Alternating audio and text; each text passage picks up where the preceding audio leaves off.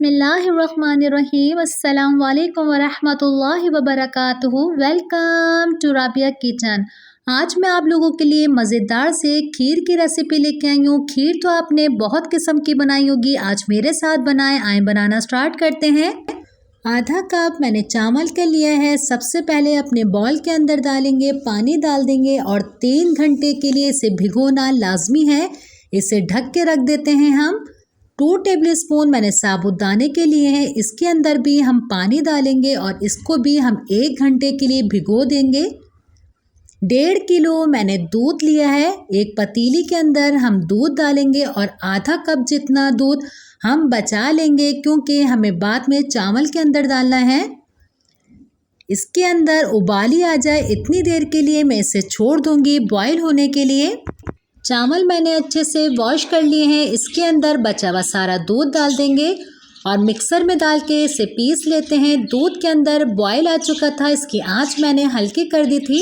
अब हम इसके अंदर पीसे हुए सारे चावल डाल देते हैं और अच्छे से इसे हिलाते चले जाएंगे कि चावल हमारे नीचे लगे नहीं। कच्चे चावल हैं, इसलिए इसे मुसलसल हम हिलाते चले जाएंगे। अब हम इसके अंदर भीगा हुआ साबुदाना जो रखा था हमने, ये भी इसके अंदर डाल देंगे कि साथ साथ ये दोनों चीज़ें पकती चले जाएं बिल्कुल हल्की आंच पे। और खीर जितनी हल्की आंच पे पकेगी इतनी मज़ेदार पकती है। इसे हल्के हल्के हाथ से हिलाते चले जाएंगे कि इसके अंदर गाढ़ापन आ जाए। ये देखिए इस तरीके से हमारे चावल अच्छे से सॉफ्ट हो गए हैं। अब हम इसके अंदर 1 कप चीनी का डालेंगे और इतनी मज़ेदार खीर बनेगी आप उंगलियां चाटते रह जाएंगे। बिल्कुल न्यू रेसिपी आपके लिए लेके आई हूँ।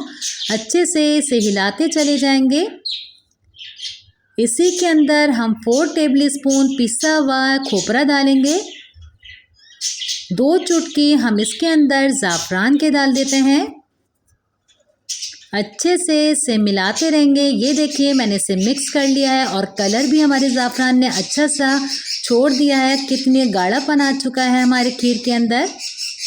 इसी के अंदर हम बादाम डालेंगे। बादाम को मैंने कूट लिया था दरदरा सा छिलकों के साथ, क्योंकि इसके छिलके का थोड़ा सा कलर निकलता है। आप देखिएगा इसके अंदर खुद ब्राउन कलर आ जाएगा। मैं इसके अंदर कोई कलर नहीं डालूँगी।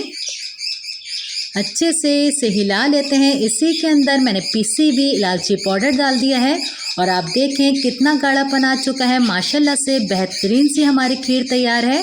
इसे हम निकाल लेते हैं डिश के अंदर और ज़बरदस्त सी हमारी खीर तैयार है। इसके ऊपर हम क्रश इस तरीके से बादाम डालेंगे। उम्मीद करती हूँ आज की रेसिपी आपको मेरी अच्छी लगी होगी। अगर मेरी रेसिपी आपको अच्छी लगी है तो मुझे लाइक कीजिए, फैमिली फ्रेंड में ज़्यादा से ज़्यादा शेयर कीजिए। इंशाल्लाह मैं आप लोगों के लिए ऐसे ही नई वीडियो लेके आती रहूँगी।